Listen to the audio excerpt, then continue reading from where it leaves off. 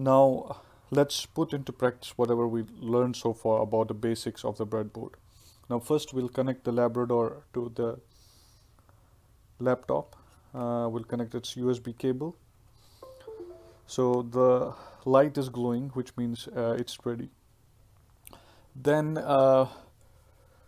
we can be using its power supply, and at the same time, we are going to uh, build a simple circuit where LED is connected in series to the resistor, and when the circuit is complete, the LED should be glowing.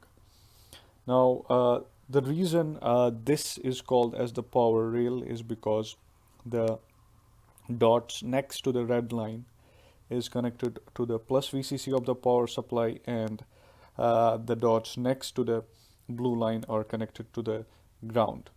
Now, we'll be connecting the this dot to the plus VCC of the power supply.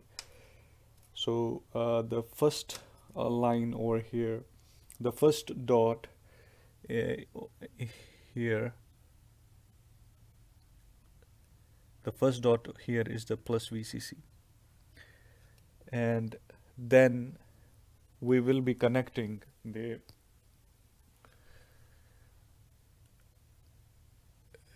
this dot, which is next to the blue line, to the ground of the power supply.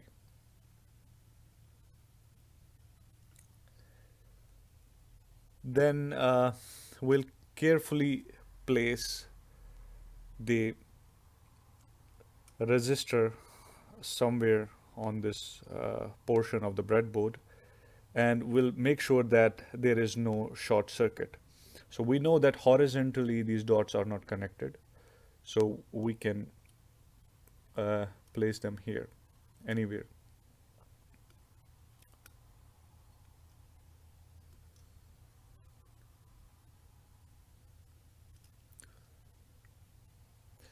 Then we'll connect one end of the resistor to the positive of the LED. So the long leg of this LED is the positive or anode, and the shorter leg is the cathode.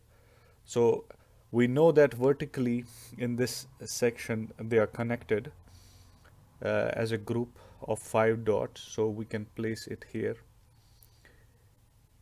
where one end of the resistor is connected to the positive of the where one end of the resistor is connected to the positive of the LED.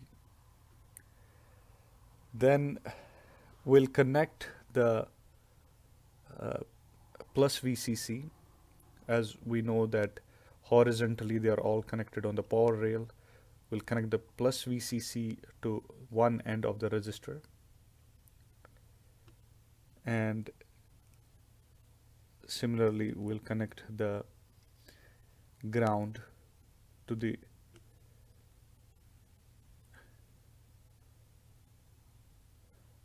the cathode of the LED. So you can see that the LED is glowing, which means that we were able to build the circuit successfully.